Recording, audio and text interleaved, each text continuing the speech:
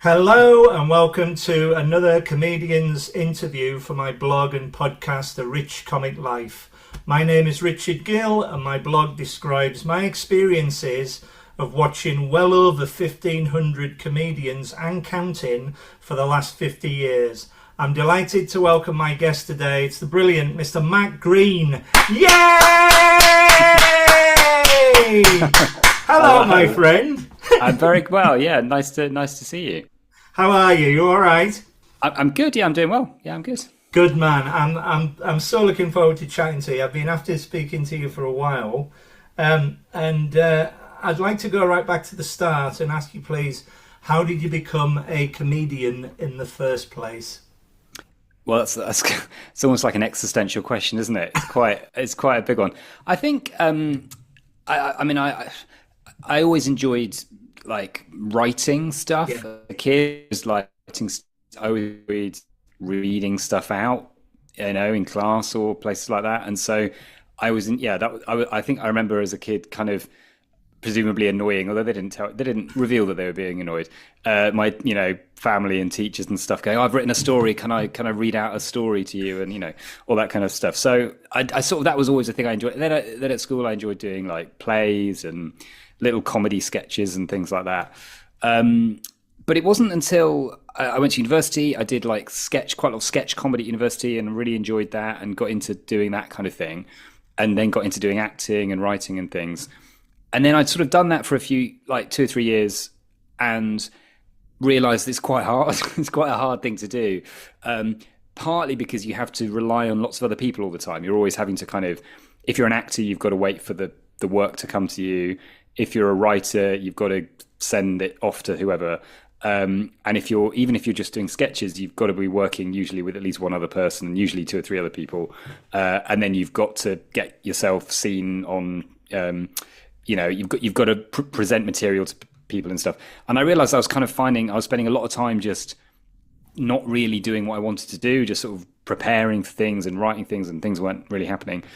And then one of my friends started doing stand-up, and it was something that I'd never thought I would want to do. Like, it was something that I'd seen lots of people doing and thought was great, but it wasn't really my thing. And then when my friend started doing it, I went to a couple of his gigs. I thought, it sort of slightly took the kind of mystery of it away a little bit. And I was like, oh, okay, I can sort of imagine doing that. And thought I'd try a few gigs and sort of see how it went. And then very quickly kind of got the bug and thought, oh no, this is a really interesting thing to do and a totally new thing for me.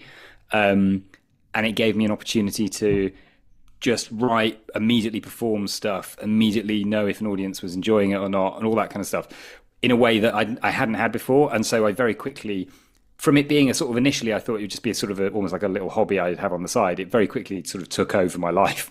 And then I sort of became now I'm a stand-up comedian who does other things rather than someone who does other things and does a bit of stand-up. And that happened, within 2 or 3 years. I was like, no, this is what I want to do. The rest is history. So what sort of year are we talking about when you started? So it's sort of 20-ish years ago now. So Wow. it's 2003, 4 when I did my first gigs. And at first, I sort of dabbled a little bit. I did 1 or 2, had a bit of a break, did a couple more things. I did a play at the end of 2003. And then in 2004, I was like, no, I do want to do this properly, and sort of got more into it and started doing the thing that you have to do of sort of applying to do competition gigs and like entering all these, So You Think You're Funny and the Hackney Empire New Act of the Year and all those kind of things. And sort of started building up to doing it, not quite full time at that point, but a lot. And then, just sort of kept going really. When you started, did you start doing like 5 minute slots in pubs and things like that and bring friends along with you? Bringers, I think they're called. I certainly started doing 5 minutes in pubs. Yeah. That was definitely, I think it's very, very hard, if not impossible, to do it not doing that. Yeah. Like, you've kind of got to start at the bottom. I guess these days maybe there's a way of slightly sort of short circuiting that by maybe doing things online and then you build an audience online and whatever. But no, when I started, that was definitely the route in, the only route in. I think I was maybe a bit lucky that I started a little bit before Bringers were like established. There were a couple of people who did effectively do bringer gigs, which is where you have to bring people. But I think there were a couple of gigs where it was sort of heavily encouraged that you would bring friends. And there was one guy in particular who did a slightly dodgy thing where he would sell you tickets for the gig that you were going to do, and you had to then sell them on to your friends, almost like a pyramid scheme. Right. And the tickets were quite expensive, and it was like a new act night, and you thought, well, hang on, that's nonsense. But they were fairly few and far between, actually. At the time, there was a fairly decent smattering of sort of new act nights in London, which is where I live, and places like the Laughing Horse, they had kind of half a dozen gigs, and at least probably more than that. And there were other places that did open spots, so it felt like you could get into doing open spots if you had to ring up a number in Time Out magazine. You had to find things online. Well, quite straightforward. Contacted via email, and so you had to do a bit of digging and working out people's contact details and stuff. But yeah, once you kind of worked that out, then there was a scene there that was a burgeoning scene. It wasn't as massive as it became, but there was already quite a lot of gigs out there. Yeah. Certainly with the Bringers, I became a legendary bringer. Right. Because one of the great things about my blog is that not only do we champion the big hitters and everything, but I also support everybody. So if you're a brand new comedian, I will go to your first 4 or 5 gigs. And once I know the routine, I just sort of like sweeten them along and then they're away. So you're a professional. And it's wonderful. It's really good. Yeah. I mean, I think the problem with bringers is always that, like, being a comedian and being someone who's got loads of friends to bring along don't always interact. Like, you're like, I mean, I had friends at my first ever gig, and they would occasionally come after that, but very quickly it gets like old news. Like they've seen you a few times, seen it before, yeah, and they know they know what to expect. The other great thing about the blog is that I list all the times that I've seen a comedian at different venues, and it's wonderful watching them develop over the years. Yeah. You're a classic case in point, because I've seen you many times over the years, and you just get better and better and better. I think you're a major talent. I really do. Oh, so, thank you. It's very nice to hear. Thanks very much. What do you like to talk about on stage? Do you have any specific themes or anything like that? Well, I feel like I should ask you now. You've seen me as much as I have myself, it seems.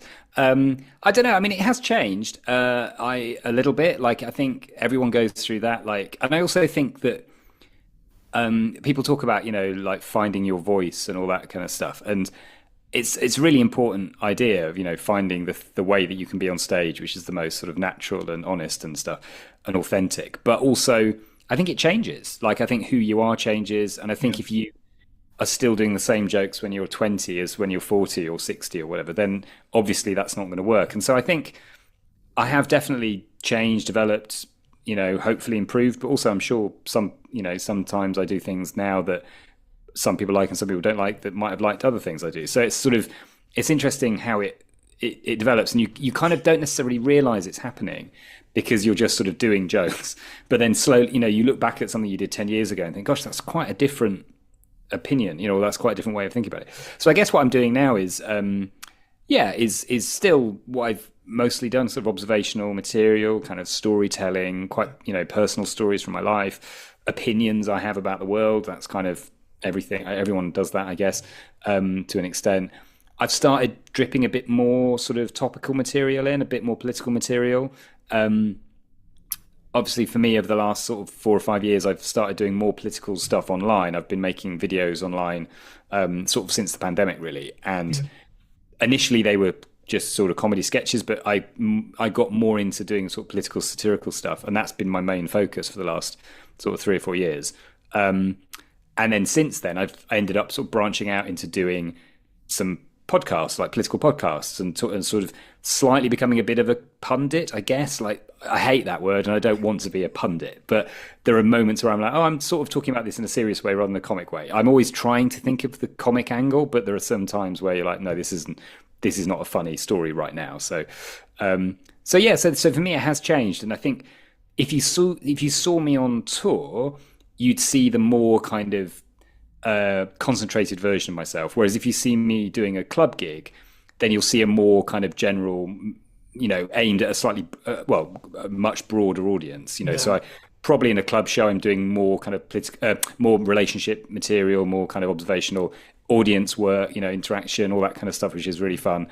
In a tour show, I'm a bit more focused on the politics of it, and although I have some clubby-ish material in it, that's more kind of structuring the show rather than being the main point of the show. What's particularly impressive about you whenever I've seen you is it's similar to Jo Caulfield. Whenever I see her, she always has a new set, and you always have a new piece of material whenever I see you. And it's not like you've done specific bits and pieces before, but it always seems to be fairly new and up to date, which is very impressive. Funny because you sort of, as I think some people obviously come up with new material all the time, and there are definitely times where I feel like I'm not really doing enough new stuff. But then I look back at stuff and think, no, yeah, I have actually, I have brought new things in. That's you have to do that. I think you have to keep it interesting for yourself more than anything. Very much so. Otherwise, if you just end up, you can definitely find yourself in a bit of a rut of just going through the same material, the same routines over and over again. And I think if you do that, very quickly the audience can begin to see that you're just sort of going through the motions, and that's never a good place to be. No. Another impressive thing about you is your confidence on stage. I always think you give the impression you're extremely confident on stage, and that means that if you've got that quality, you can hone an audience and you can get them listening to you straight away, and you can therefore say whatever you like in effect. Yeah. Do you agree? Again, that's a very nice thing to say. I need to employ you as my therapist, I think, to pick me up before a gig. No, I mean, I think that a lot of that comes from just experience, just doing it a lot, and also I think it's sort of, it comes from experience. It comes from doing a lot of comparing. A good 50%, if not more, of my stand-up is comparing. I do a lot of hosting of shows, quite often weekend shows as well, and that requires a certain confidence. It requires a certain ability to go on stage without too much of a plan, and just to sort of see what happens, and allow the audience to kind of dictate which direction you're going to go. And also I've done, I think I've done a lot of gigs, and I've done lots of bad gigs, as in gigs that aren't very well set up, gigs where the microphone isn't working, or the lights fail, or there's something talking in the back room, or the TVs are on, or all these things that can ruin a show. I've done loads of those over the years, and you just sort of, I think every time you do one of those, it kind of builds a little bit of extra confidence of, like, if you can get through one of those situations and think, I kind of did an okay job there. Like, I'm not saying necessarily I smashed it, but I made something happen. I made a gig happen in that room where the sort of default position was that nothing was going to happen, that it was just going to be a lot of people staring and nothing was going to work. And if you found a way of making, so I've done lots of gigs where I've walked on stage and the mic's not working. And I think the first time that happens to you, you panic and you don't know what to do. The second time it happens, you sort of have a bit more of an idea. And then now it's happened to me so many times that I just sort of know, I just start shouting. I immediately start talking to the tech in a way. I understand what is happening in the room, and I understand how to make that better, hopefully. And then, if it never gets fixed, then you can kind of get through the show, and then you get off and you think, oh, I hope that doesn't happen again. But you can but that sort of builds that. I suppose that's what it is. It's resilience that's built from just having to deal with stuff. And I guess that's probably partly where that kind of confidence comes from. I still don't feel confident all the time. I still can have gigs where I'm feeling stressed, but I hope mostly that doesn't come across. Like it's the old No. swan and the like Yeah. you're working very hard underneath, and you think, oh shit, something's gone wrong, or someone's running late, and you have to cover, and you realize after 10 minutes the audience are beginning to think, why hasn't he not brought an act on yet, and all that sort of stuff. And yet sometimes, if I video myself, which I don't do every gig, but quite a lot, you then watch it back and you're like, oh yeah, I look fine. I look fairly calm, but in fact, Yeah. inside there's stuff going on. Yeah. I was going to ask you about comparing. Do you prefer comparing to delivering a routine? Is there a difference between the two? There obviously is. Yeah, I think there is quite a big difference, and I think it can sometimes be quite a subtle difference, and then sometimes it can be a very clear difference. I think it depends for me. Like, there are definitely gigs where I love comparing them because if the audience are, a sort of a playful audience, and you've found a way to kind of get something going with the audience, there's nothing more fun than having a kind of continuing dialogue audience all evening, and sort of like you're creating a unique atmosphere, because nothing you say that night is really going to be said again. Like, it's about the audience, and it's about building a relationship with the audience, and that's great. And you can go to places and you can say things, and I can walk on stage. If I'm comparing, I can kind of walk on, as I said, without a plan, without without thinking too much. I'm sort of going on and see it and reacting to what's happening, and that can be really fun. It can be a bit draining if you do it too much. There are definitely weeks where I do like a lot of comparing. And then the main thing is you're there all night. You're there for the whole show from the beginning to the end. And if you're doing a set, you can be a little bit more concentrated with your energy. You can go on, do your set, and then leave. Whereas if you're comparing, you've kind of got to be a bit more careful about your energy. And there are times where I've done 3 or 4 nights in a row comparing, and you're like, yeah, I'm just a bit knackered now. Like, it's just been quite a lot of work. That's full on. Yeah. And I think also as a compare, you have a certain responsibility to the night. You have to kind of keep it going. You have to keep the energy up. You have to make sure that people are having a good time. And if one of the acts that has a less good gig or whatever, you've got to try and sort of G them up again. And also sometimes there's just boring, like, practical things. If you've got 4 minutes or 2 minutes or 1 minute or 3.5 minutes, whatever it is, you can sometimes be a bit restricted as a compare. So you can go on, and ironically, I feel like sometimes I'm just sort of doing the same things a lot as a compare, even though I'm doing the same little bits of jokes, because I've only got a few jokes that fit into those little spaces between sets. Whereas when you're doing a set, you can just do what you like, and there's a certain lack of responsibility, because you have responsibility for your bit of the show, and of course you want your bit to do as well as it can. But if you don't have a great set, then you feel bad, but it's not the end of the world. Whereas if, as a compare, if you've had a bad night, you feel like you've kind of slightly let the night down a bit. So I really like doing both of them, but it's like when people ask me, what do you prefer, acting or comedy or whatever? My answer is always the same, which is I like both, and I like to do both. I like to have a balance, and if I'm doing too much acting and too much comedy, without the other one, I start feeling a bit like, oh, I'd like to do a bit of the other one for a bit, because it's just about having a bit of a balance and not feeling like you're getting stuck in doing the same thing over and over. Tell me more about the acting. How did you get into the acting as opposed to the comedy? So yeah, I mean, same route really. I mean, I did acting and stuff, comedy plays and shows at the Edinburgh Festival, and I got an agent through that. So I didn't do any sort of formal training. I just sort of was doing lots of shows and kind of learnt on the job. And then I've just done I've done a bunch of different things. Quite a lot of comedy acting. I'm actually, as we're speaking, about to do some sort of serious acting this week, just a couple of days on a drama, which might be out by the time this is out, I don't know.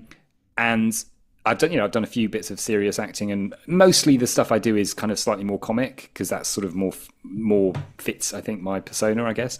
But acting, as I said at the beginning, is one of those things where you can do 5 auditions in a week, but you might not get any jobs out of that, and so you can feel a bit, you're always relying on someone else to give you the work, whereas stand-up is really lovely in that it you have to work at it, but if you do work at it, you can get the work coming in, and so there's always that sort of regular regular employment, which for most actors doesn't happen. There are one or two actors out there who do really brilliant, work all the time, but Yeah. those are rare and few and far between.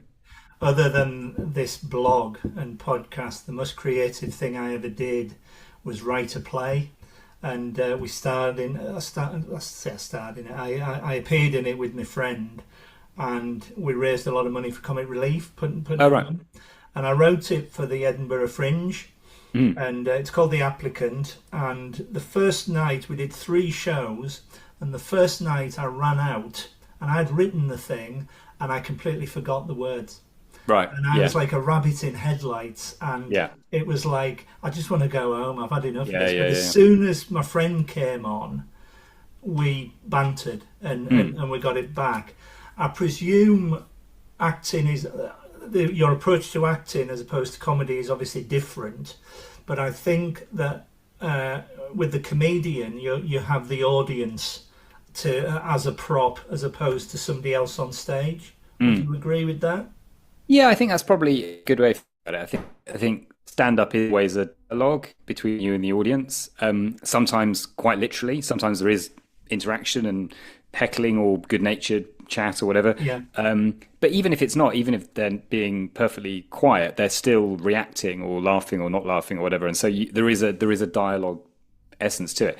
Whereas, and I think with acting, you still have to have the audience in mind, but you've got to think. In a sense, you've got to let other people worry about the audience, like the director, the cinematographer, those people are thinking about what the audience are watching. You've got to be a little bit more aware of, what you're doing, how you're reacting to the people with you. And I've done a bit of theatre acting, but most of the acting I've done has been on camera, and I'm still learning. I've been doing it a long time, but I'm still.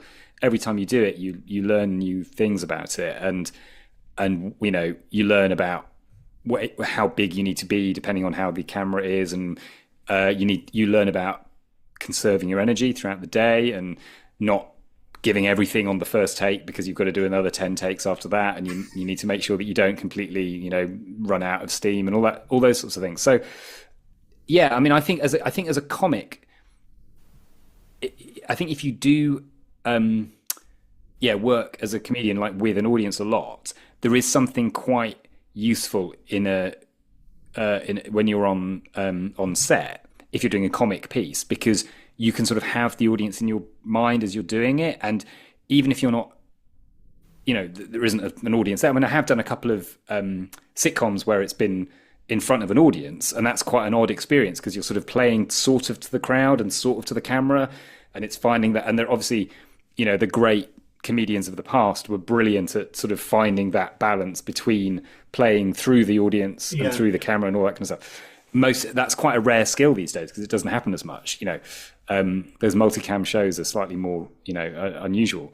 But yeah, you have it in I think it was Steve Martin who said something about that when he started doing films, that he was able to sort of imagine the audience in his head as he was doing scenes, and that really helped him keep the timing. And because it is a set is a weird place. It's a very unnatural, unusual place. Like you're doing the same thing over and over again. There's lights, there's cameras, the people everywhere. It's very distracting. It's very confusing.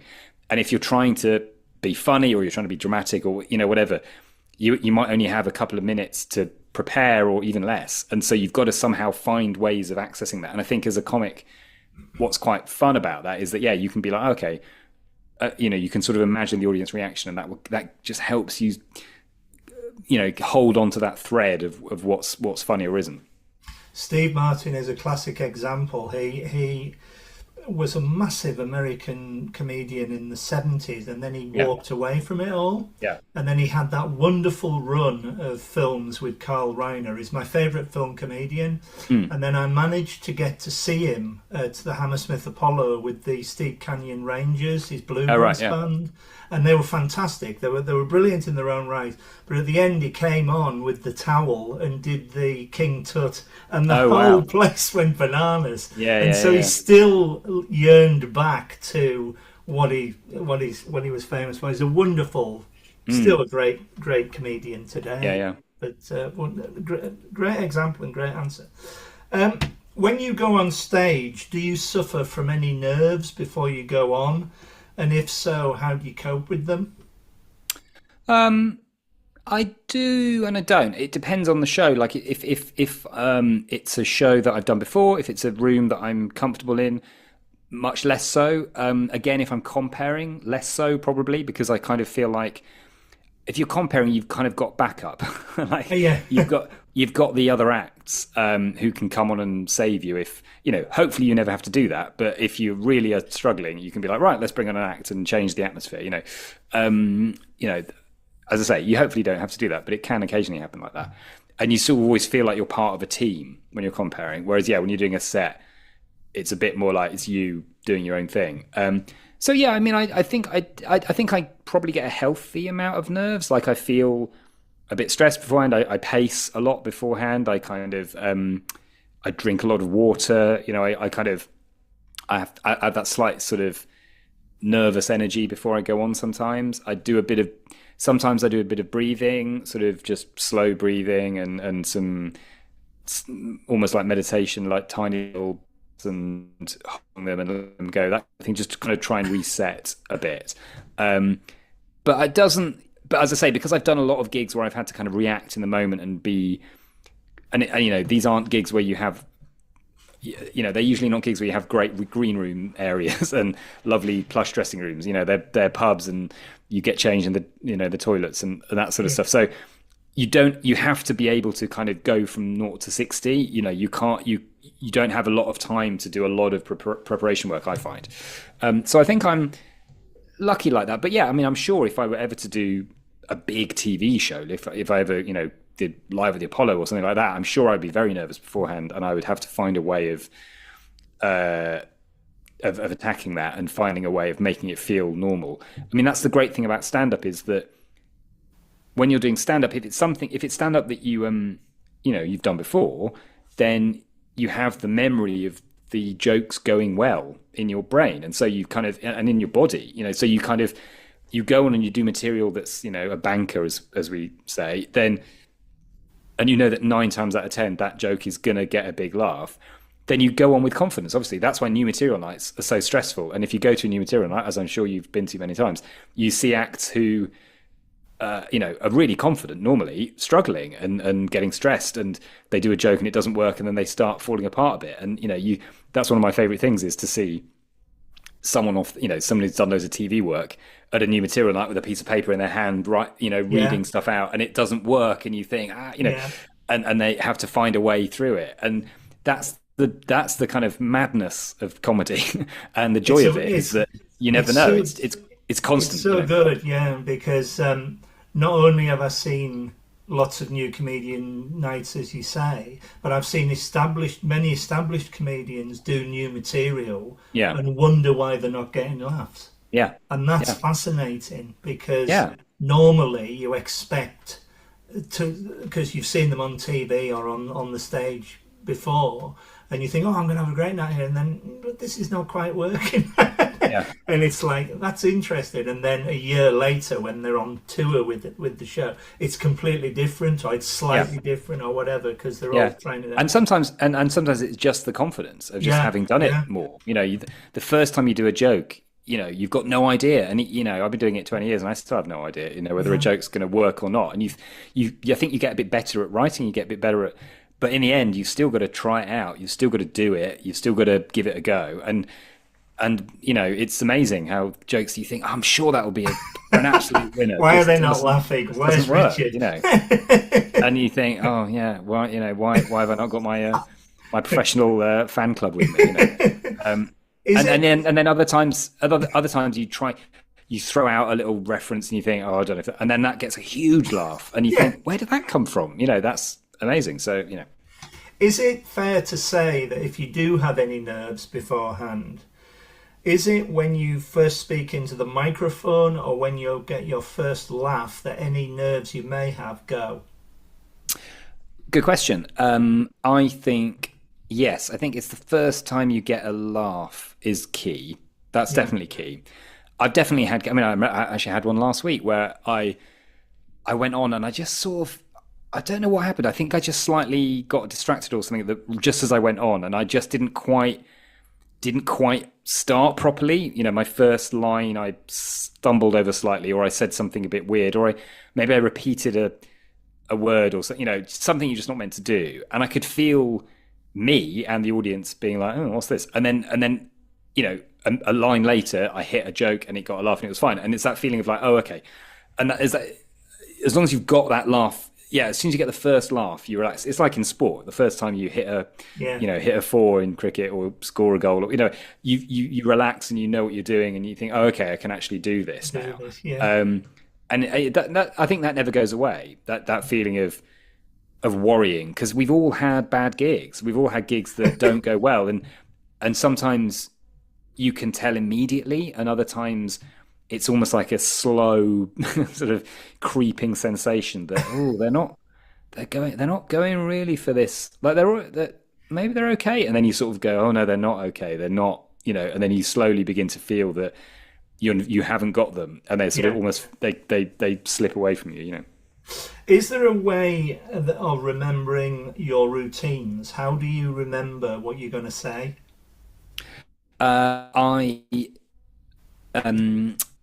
I always, before I do every gig, I always write a set list. And you know, every joke has a word or a couple of words to remind me. And that's it really. Yeah. I mean, I try and think of little links in between the jokes, you know, and think, okay, that links to that, which links to that, which links to that. And because my jokes tend to be mostly kind of observational or storytelling or whatever, there's hopefully a kind of real link I can create between, you know, and that joke probably should be next to that joke because they're sort of about roughly the same thing or whatever. When I'm writing a tour show, it's a bit different because it's a much longer period of time, and you do have to think a bit more about structuring it and like how to try to create a sense of a narrative and all that kind of stuff. But that's a slightly different thing. And then learning that is just slightly it's like brute force. You just have to write it out and then learn it and then go on stage with some notes and just try not to look at the notes. And the first few times, there's always a moment where you're like, I've got to look at these notes. And then you kind of get to a point where you don't have to anymore. You don't have to do it anymore. That's fascinating. Thanks so much for that. Let's move on to the Edinburgh Fringe Festival. I am very lucky every year to be able to go. I've been going since 2005 as a punter, and I see about 50 shows in a week, and I need another holiday by the time I come back because I'm exhausted. Yeah. But it's the most amazing experience, and it's led me to go to more fringes and festivals. So I go to Leicester, I go to Hastings, I go to Brighton, I go to Hull. So I do quite a lot of them. Can you tell me? You saw me in Camden. You saw the Camden Fringe. Yeah, I saw you in Camden on the Camden Fringe. That was another one. Yeah, that was most recent. Can you tell me your experience in particular of the Edinburgh Fringe? When did you first go? The sort of shows that you did you appear with other comedians, your solo work, and have you done any other fringes other than Edinburgh and Camden that I saw? So I mean, the Edinburgh Fringe has been a big part of my life, as it has been for a lot of comedians. Funnily enough, I went to Edinburgh during festival time the year before I went to university the first time. So I went to there was a thing called what was it called? Young People in Television or something. It was a TVYP, I think, TV for young people or something. And it was like one of these schemes that you could apply for, and it was like a residential course. I think it was like 3 or 4 days or something, and you got to meet TV producers and meet writers and meet people who worked behind the scenes and things. And I was someone who was, you know, keen on being involved in the media in some way. I found it. I've no idea how I found it. Maybe in the library or something. And I sort of sent off an application and I got into it. And so I did that. So that was my first. It was quite interesting being there, doing a thing where I wasn't really going to fringe shows, but I kind of saw a couple of shows. I think we were taken to a show as a sort of, and then I remember Tim Vine was brought in as a sort of guest because he was a comedian. He was amazing. Brought in as a kind of presenter for a show. We had to come up with a quiz show like in a day, and like he then presented it and stuff. So it was kind of, so I kind of got a sense of the place being full of energy and interesting, but I didn't get to see everything because I was only like 17 or something, so I wasn't sort of allowed out on my own and doing loads of stuff. But I loved it, and I felt like, oh, this is really, really interesting. And then the following year, I was at university, and I was lucky enough to get into the sort of the show that was touring that year, and that it went to Edinburgh. And so I got to do the Edinburgh Fringe in my first year at university, which was amazing. And I often think with comedians that the Edinburgh Festival is a bit like a first love, like your first girlfriend, your first kiss, or whatever, because when you first go there, it's so overwhelming. It's so spectacular. Yeah. And I was lucky enough that year. I was working with some great people. The show was good, I think, and we got some nice reviews, and so we got good audiences. And so it was like it wasn't the perfect year, but it was like a good year. We had a great time. Everything went well, generally. I saw some good shows. I met some nice people, interesting people. Stayed up late. Went to Late and Live. Went to the late shows. Sort of, we've all been there. Yeah, and it felt like a proper festival experience. I really really loved it, and I think ever since then I've almost been like chasing that high.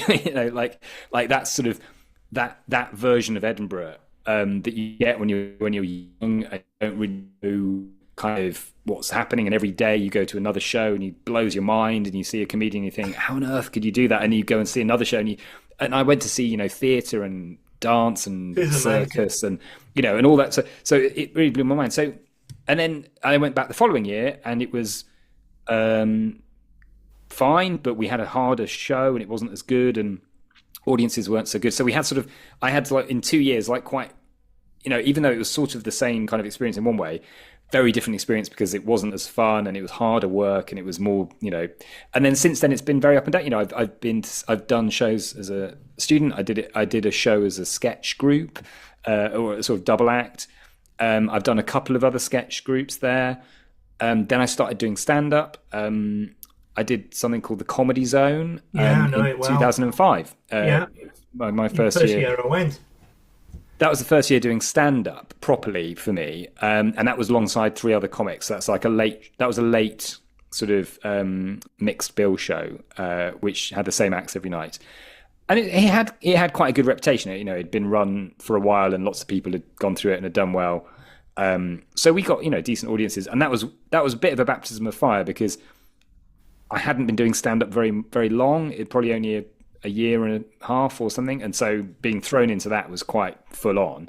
And then I had a couple of years where I did bits and pieces. And then I sort of did my first solo show, 2008, and then did solo shows for the next 4 years, had a bit of a break, did another one, had a bit more of a break, did another one, then had a very long break. And then since then, I've only been back as a punter, really. And until last year, where I did a week of work in progress shows, which was sort of leading towards my tour show. So it's been a great experience. I love Edinburgh, the Fringe. I think it's an amazing place. I think, as I'm sure and I'm sure anyone who's talked to you about the Fringe will say, I've had some of my best experiences in comedy and in life, frankly, in Edinburgh, but also some of my worst, absolutely appalling gigs, awful shows, terrible audiences, terrible experiences, but also great experiences. And, so it's both. It is unfortunately very expensive now. It always has been, but it's got more expensive and more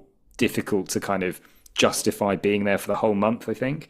And I think it's also changed. I think Edinburgh used to be just the be-all and end-all for comedy. If you wanted to do comedy in a sort of serious way, you had to be in Edinburgh. You had to be doing Edinburgh shows. You had to be producing material for the Edinburgh audience. I just don't think that's true anymore. I think, the online world has taken off in such a way that, Edinburgh's great and it's still a good thing, but I don't think it's now the place where, that the industry looks for new comedy now in quite the same way. Like it's still clearly where they look for some people, but it's not the only place. Totally agree with you. I think that over the years one of my favourite places has always been the Pleasance Courtyard. And when I first went there, it was so grungy in a lovely sort of way. Yeah. That it was very fringy. And For those who don't know, it's a courtyard, part of Edinburgh University, and all around it is spaces for comedians to perform, and you're interacting with loads of people in the courtyard and whatnot.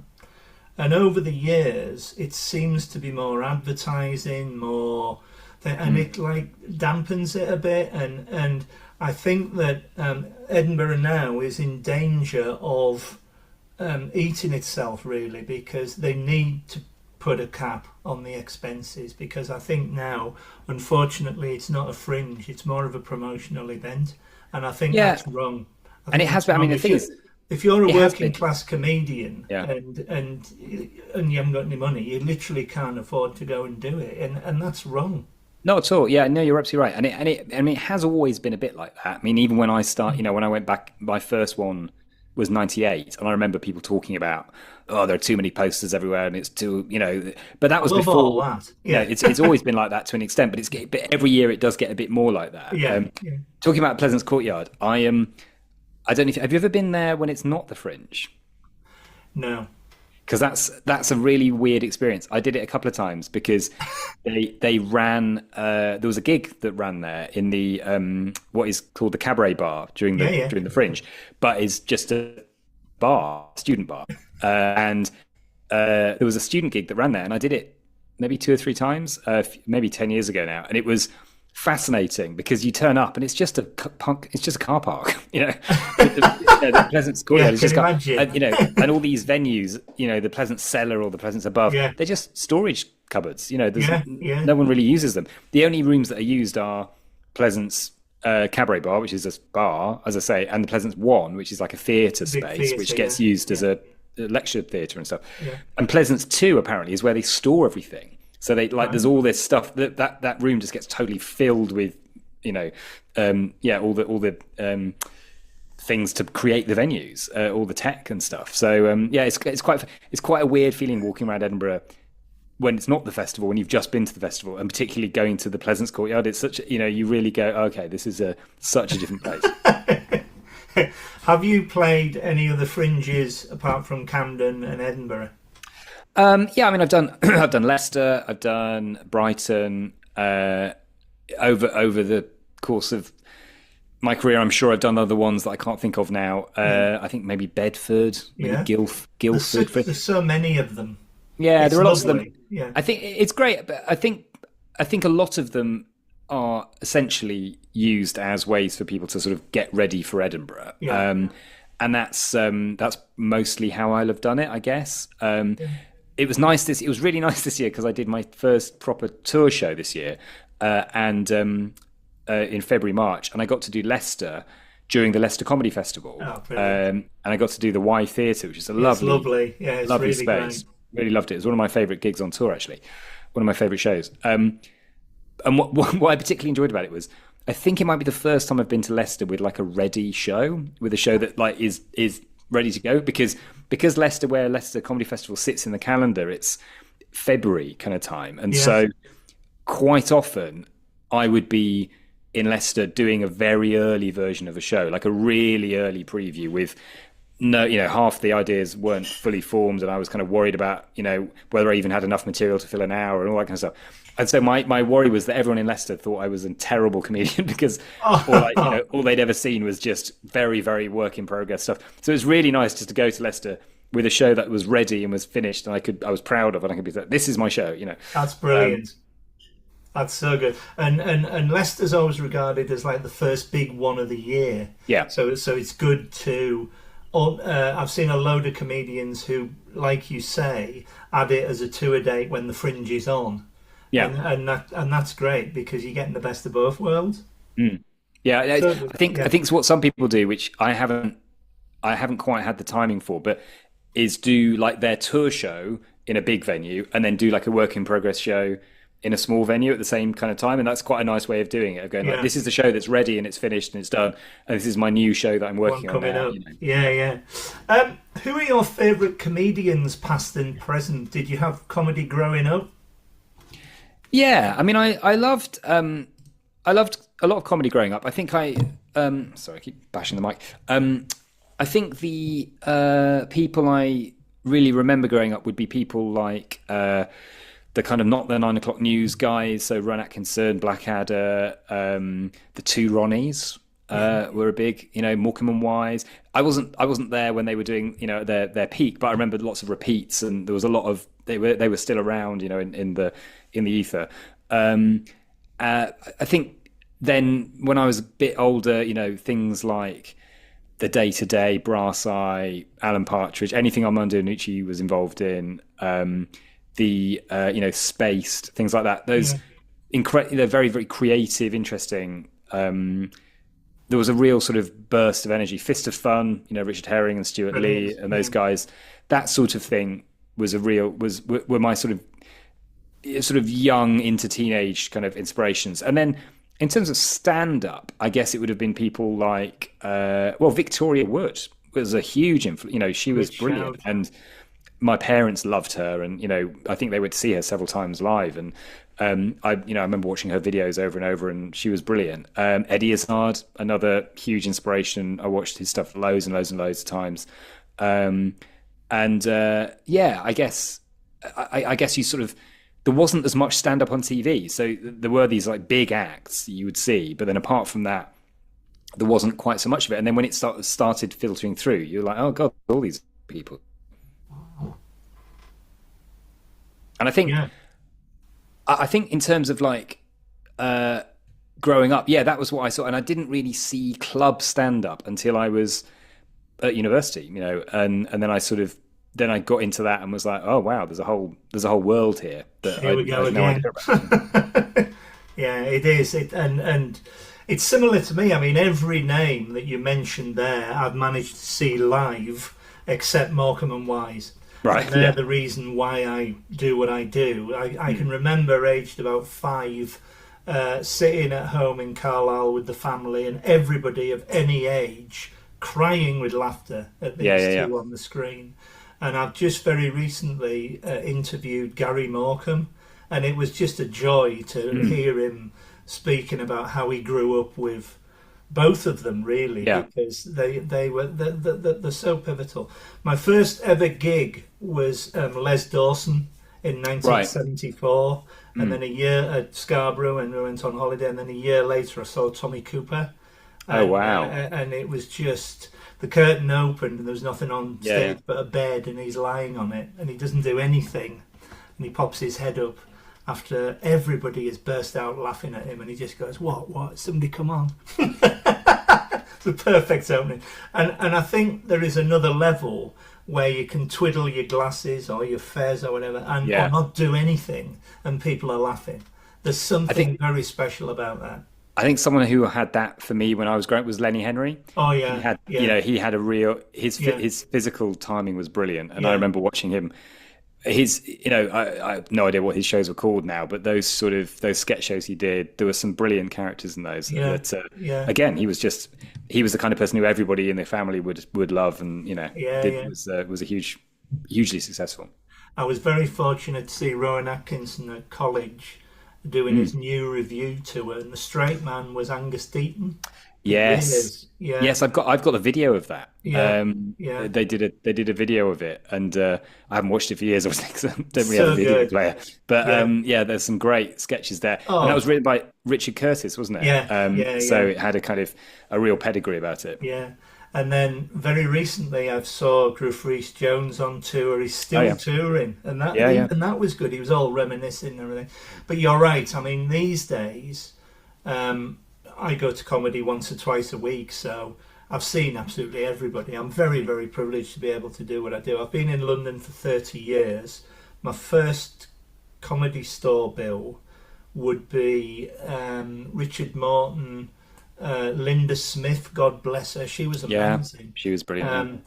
John Maloney, and top of the bill was a comedian called Charles Fleischer, an American comedian who was a voice artist, and he was never heard of again, because he went to America and he starred as the voice of Roger Rabbit, so he didn't have to do anything again. Fair enough. But it was amazing. Just all those moments and experiences. I think I've gigged with all of them, apart from Linda, obviously, sadly, and the other guy. So John and Richard, I've gigged with. It's funny how people. Yeah. Richard Morton's been on here. He's a lovely bloke. Yeah, He he's really brilliant. is. Yeah, yeah. Yeah, funny man. Following on from that, either before you became a comedian, or even if you are if you're a when you're a comedian now, do you go to a lot of comedy gigs as a member of the audience like I do? No. You can only have so much. It's a little bit of a busman's holiday. That I mean, the exception to that is Edinburgh. When this year actually was the first year I didn't go up to Edinburgh for a while, apart from COVID years. I almost always try to get there for at least 3 or 4 days and just see stuff, and I love that. I love when I do that, and people are always like, "Oh, do you want to do a gig?" And I'm always like, "No, I'm just here to see things. I don't want to." Because as soon as you want to do a gig, as soon as you do a gig, pressure. then it's pressure, and then you start realizing you've got to make sure you're there in a certain time and all that kind of stuff. It's really nice just being a punter for 3 or 4 days, just going to see stuff. I like yourself. I mean, I don't stay there for as long, but I try and see as many things in a day. You know, I see 5 or 6 shows a day, and I'm knackered by the end of it. And so, yeah, that's always my. So, yeah, this year I haven't managed it for various reasons. I didn't, sort of practical reasons, couldn't make it up there this year. So I then would probably try and do a bit more going to see stuff at the Soho. And I know that's a great venue. It's a kind of cliche, like, I'll see it at the Soho, but it is a great way of seeing stuff. And I will go and see some things there this year, and I'll try and see some tour shows and things. But it is difficult because I do a lot of work in the evenings, and so the few nights I'm not gigging, I'm probably wanting to have some time at home, and see my wife. You can only have so much of this wonderful thing. Yeah, and if you're out every night, then you're tired. And, it is tricky, but as but I'm lucky enough because I work in it. I do see lots of people all the time, so it's it's. If you're first on a bill, would you stay till the end of the show and see the other acts? Probably not very often these days. I think when you're a new act, it's a really good idea to do that, and it's a kind of a regular bugbear of older comics that the new acts turn up, do their bit, and leave, because surely part of the point of, if you're a new act, is learning from other people and sort of seeing how they deal with it and stuff. So I think certainly for the first few years I would try to stay as long as I could. These days, travel and commitments and being aware that trains don't always run very late and all that kind of stuff. Yeah. I'm fairly likely to leave, but not always. Like if it's someone who I haven't seen for a long time, if it's a really good friend of mine who I haven't seen for a while, I'll stick around. If it's an act who I've heard is really good and I haven't seen before, I'll stick around. Quite often I'm working with the same, you sort of see the same faces around. So once you've seen someone's act a few times, you think, okay, I kind of know what you do. I don't need to. But as I say, because I do quite a lot of comparing, I'm often there to the end, whatever. Yeah. So I get to see a lot. Well, thank you so much for your time, because I've so much enjoyed talking to you. I could talk to you all night. It's been good. A pleasure.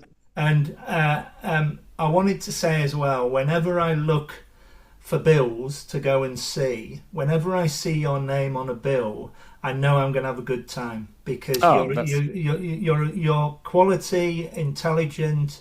It's a great night, and you're a fantastic comedian. So thank you so much. That's a really nice to hear. Thank you very much, and thank you for being such a good supporter of comedy. It's always lovely to see you at the gigs. You're very kind. I will see you again very, very soon, my friend, and all the best to you. See you soon. Take care. Thanks. Bye. Now.